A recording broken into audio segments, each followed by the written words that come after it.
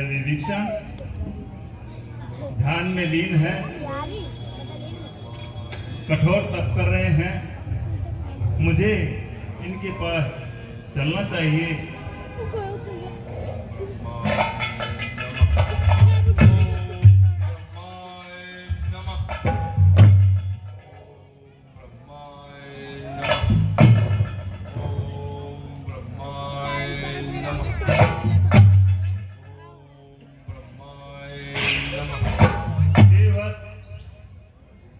रावण, कुंभकर्ण व विभीषण, मैं आप तीनों भाइयों की भक्ति से अति प्रसन्न हूं।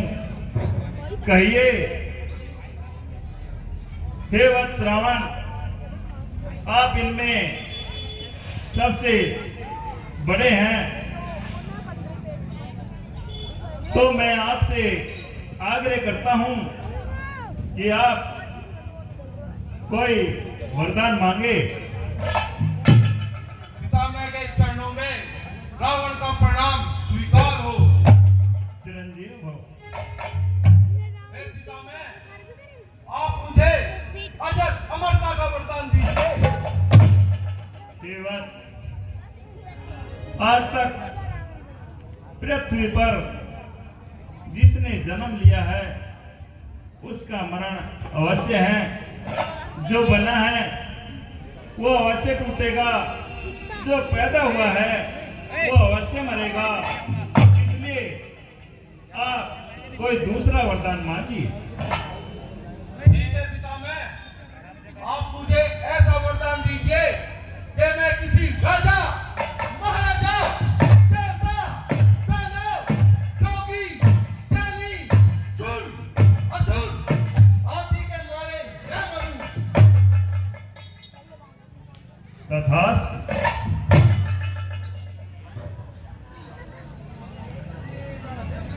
हे वत्स कुंभकर्ण, मैं आपकी भक्ति से अति प्रसन्न हूँ। आपसे आग्रह है कि कोई वरदान मांगिए। पितामह के चरणों में कुंभकर्ण का प्रणाम स्वीकार हो। चिरंजीव हो।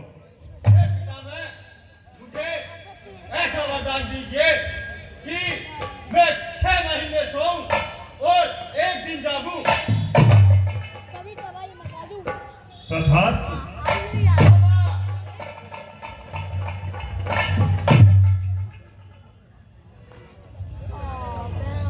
हे पितामह, मुझे क्षमा कीजिए, मैं कोई और वर मांगना चाहता था। मुझे इनकी जिह्वा पर सरस्वती विराजमान करनी चाहिए, ताकि यह और कोई ऐसा वरदान न मांगे जो पृथ्वीवासियों पर भारी पड़े। कहिए, क्या वरदान मांगते हैं? हे पितामह, मुझे ऐसा वरदान दीजिए जिससे मैं 6 महीने सोऊं और 1 दिन जागूं। तथास्तु।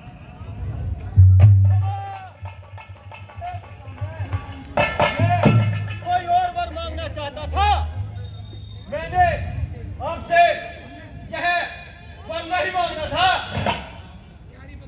हे वत्स, एक बार दिया हुआ वचन मिथ्या नहीं जाता, इसलिए मैं आपको यही वर देता हूं।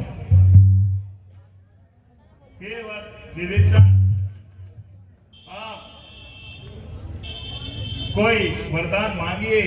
पितामह के चरणों में विभीषण का प्रणाम स्वीकार। आयुष्मान भव।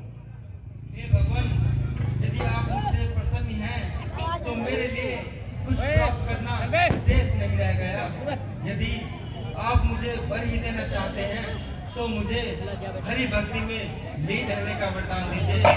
और भगवान, मुझे यह भी वरदान दीजिए कि मेरे ऊपर बड़ी से बड़ी विपत्ति क्यों ना जाए, मेरी बुद्धि कभी भ्रष्ट नहीं होनी चाहिए।